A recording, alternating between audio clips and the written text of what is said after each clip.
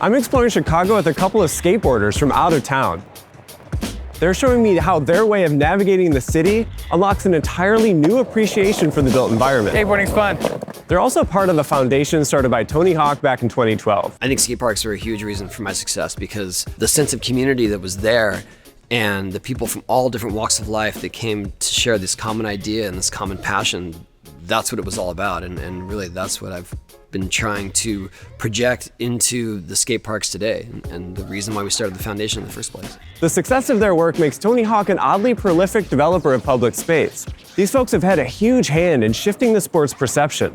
Places like Chicago and cities across the globe are now wholeheartedly embracing skaters with friendly policies and constructions. So we're tracing how skateboarding transforms the city, from a creative way to engaging plazas and streetscapes, to skate parks which incorporate parts of existing cities in their designs. The one thing that we noticed right away when walking into this space is this granite looks almost identical to that long ledge over the Federal Plaza. And then finally, how skate parks in their own right have become essential public spaces and infrastructure for vibrant urban communities. First, we're starting in Federal Plaza, designed in the late 1950s by Mies van der Rohe, a place that I know well and that you might recognize from a few of my videos. It's the pinnacle of modern architectural design, and it so happens, a mecca for skateboarding in the 1990s. I've never been to this plaza, but I've heard about it, I've seen it in videos. Even just walking through here, I feel excited being around this stuff. This area is defined by a smattering of simple, boxy forms of varying sizes and shapes. Building outlines, columns, benches, and a sculpture are situated within a precisely composed, gridded field that is demarcated by the seams between the stone pavers. No matter what, stuff like the buildings and the benches all line up exactly perfectly with this grid. Just look at how the seams flow from straight down on the ground into the mullions of the post office on my left. But counter to all this rigidity and 90-degree alignments, skateboarders have found this place ideal. Any interruption in smooth ground is going to be a deterrent to a beginning skateboarder because they're just trying to learn how to understand the consistency of the roll. The control joints are level and not deep, and they've filled them in with an epoxy or some sort of a different material. It's more soothing for the skater. It's actually easier for the skater to learn. The plaza's expansive open space provided ample lines for building up speed and connecting tricks. Those lines of movement often run right up to these benches over here. It is one of those shapes that when you are obsessed with an activity, certain things kind of elicit those emotions and those reactions. These ledges do that. They're about 16 inches high and made of granite, a perfect combination for grinding on a skateboard. When an architect or a builder values symmetry, that's a benefit to a skateboarder. You know what I mean? Because like I said, if you look at how the ledge is put, arranged in, I mean, it's right, it's flush with the seam. That's perfect. And so having this the max amount out enables landings and takeoffs and all sorts of things, yeah. Of course, none of this was on the mind of old Mies van der Rohe when he designed this place. It just so happens that architectural decisions made for one purpose were ripe for appropriation for another purpose. This same material, but maybe 1/6 of the size. And it still has these little love marks on it. Yeah, look at this, you can see all the way down. This is far more accessible. More people are skating this. You look at this thing, how many different ways, based on my current skill set, or how can I climb my ladder of progression based on this framework? This ability to see and use the city differently begins with the augmentation of the human body that skateboards provide. They extend our physical capabilities with a wooden board, steel trucks, and urethane wheels. These all come together to facilitate moving bodies through space in ways that it wouldn't be able to otherwise. This then leads to us experiencing the city completely differently as a result. The most obvious difference is by increasing our speed and range. With minimal physical effort, a skater can travel at speeds that far exceed normal walking pace. Distances that would take substantial time and energy to walk can be traversed quickly and efficiently on a skateboard. So the city comes at you quite quickly. Of course, skateboards aren't limited to just forward motion. They can move in all directions, forwards, backwards, and sideways, and they can turn very quickly. And this allows for an entirely different, more fluid way of interacting with space. And this includes vertical surfaces and slopes as well. Normally perceived as obstacles that few pedestrians would attempt to traverse, ramps, rails, and other structures designed for keeping us in place become devices for launching into the air and then continuing on your way. Once your body is augmented like this, you experience and interpret your surroundings differently. And even though we have a lot of specialized infrastructure for skating in cities today, which we'll visit in a second, most skating practices and tricks developed in environments that people just found sitting out in the world. These features were ready-mades of sorts, built for one type of purpose, but then co-opted for others after it exists. Pools, concrete pipes, rails, vent signs, ramps, and even ledges over here have been reinterpreted by groups of skaters who found it and explored how it could support new ways of jumping, flipping, and grinding. In the skateboarder's world, architecture and the city is not just passive containers of activity. It is more like a stage built for performance. The space will push the activity, and the activity then it kind of eclipses the space. The way a skater moves, their choice of the terrain to seek out, the tricks that they perform, all these serve as an extension and an expression of their individual personality, style, and ability.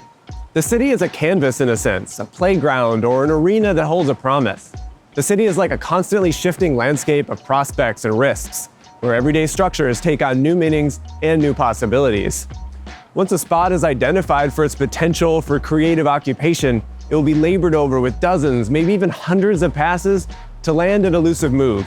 And what makes a certain place ripe for this attention would likely be invisible to a normal person like you or me. Myths and stories build legends out of some pretty mundane-looking places that become associated with folks landing particular tricks. This is also exemplified in the Tony Hawk Pro Skater game that pays homage to real-world spots that become iconic over time. Players are able to experience these places through the eyes of a skateboarder. Remember this place? Environments are presented to be interacted with and appreciated. And I'd argue that on some level, this fosters an overall appreciation for the design of urban spaces at large. I find it interesting that most video games put you into a fantasy world. Sure. And you're thinking from your own space in this new environment, whereas Tony Hawk Pro Skater puts you into the urban environment and you're reinterpreting, like you said before, you're reinterpreting that environment, which I think causes people to walk out into the world and start to look at things a little bit differently. Yeah, it's all about efficiency and flow and yeah, like great design. You know, that great design isn't exclusively, on your light box. You need it to be out in the real world. The urban philosopher Michel de Certeau describes skateboarding as a foreign practice because it allows people to use urban elements in ways that were not originally intended. While city officials and property owners might see this as a problem, with cause, people like Certeau believed it's essential to energize the poorly conceived and underutilized spaces of a city with new activity and life. This is exactly what skate parks hope to foster. They condense these positive aspects of existing urban environments into a purpose-built area for skaters to practice and interact.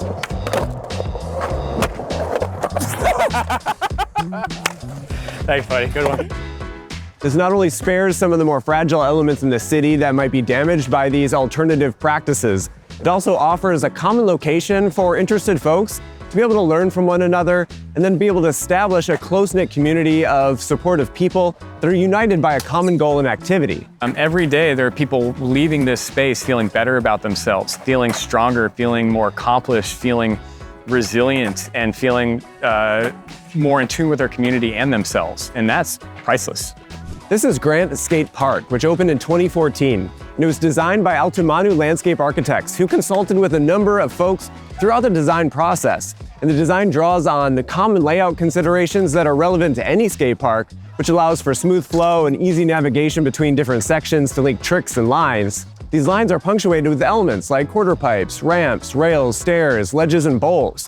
There are these elements omnipresent in a lot of good parks, so it allows you to travel from city to city and feel comfortable in a given city's setup. But there's also specific areas like the ones that are designed by the artist Dan Peterman.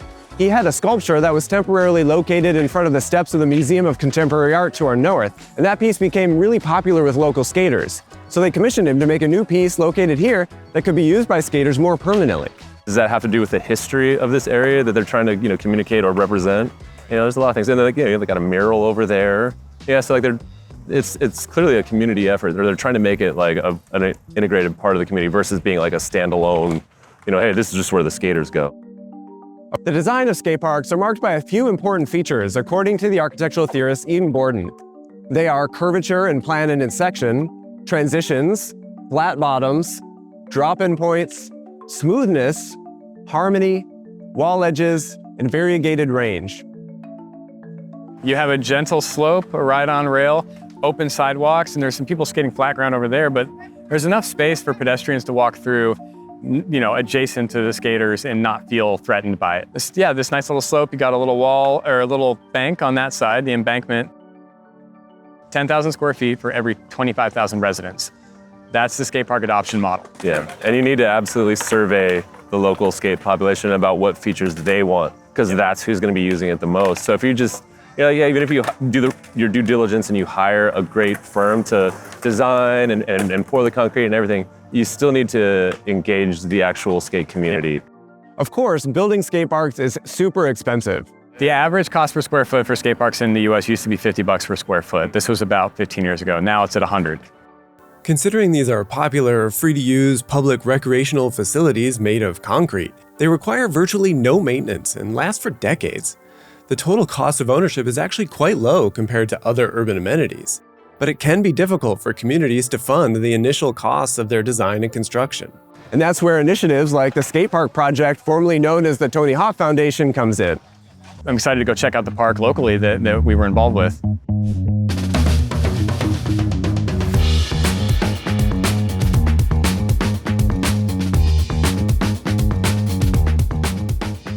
So a great example of another node in a skate park system is the Lavita skate park. This was a probably 6 or 7 year effort between the municipality and the local skaters to generate a viable skate park project. And this is an excellent example of park that kind of meets a lot of the needs of the community. They got a good mini ramp, they got a lot of street elements, and they're allowing it to have this mural element fixed into it as well.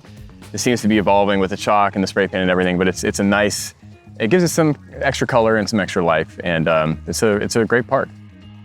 Lavita Skate Park, located in the Little Village neighborhood of Chicago, has a strong community of Hispanic and Mexican American residents that were vital for bringing this amenity to their local park. There are a lot of different reasons why you would start one of these projects, but anybody who starts a skate park project, there's no prerequisite for getting into this. It's advocacy, and that's what the Skatepark Project does. For the last 20 years, we've helped folks learn how to become advocates and become civically engaged, and we also provide grant funding for eligible communities. So this is one of those projects. This project got $25,000 from the Skatepark Project, and we're at about 670 skate parks funded through the grant funding. Well-designed skate parks play a vital role in enhancing cities and empowering communities.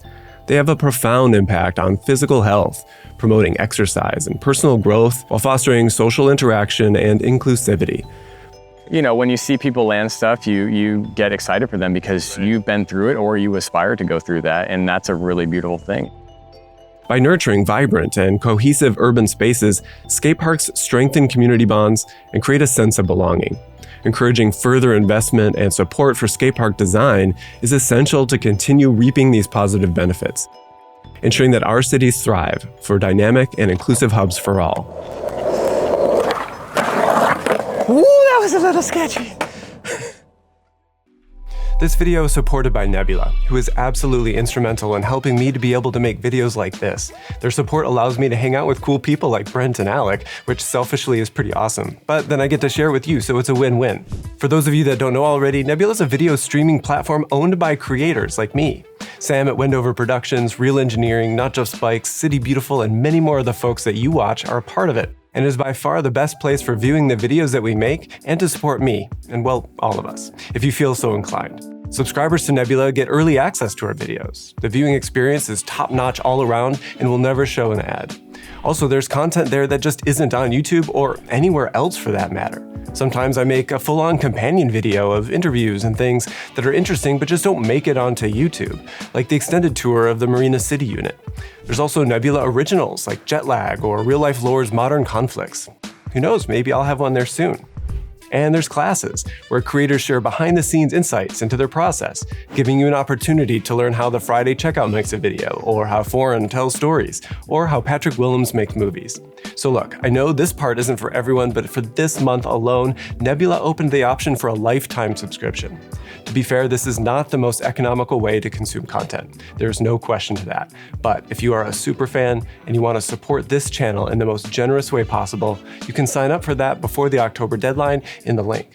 For the rest of us, you can also gain access to this world of amazing videos simply by clicking on the link on the screen or in the description. It's only $2.50 per month when you sign up for a year. Not only will you unlock the entire catalog of treasures of your favorite YouTubers, but you'll also support me in producing content that explores the environment that we inhabit.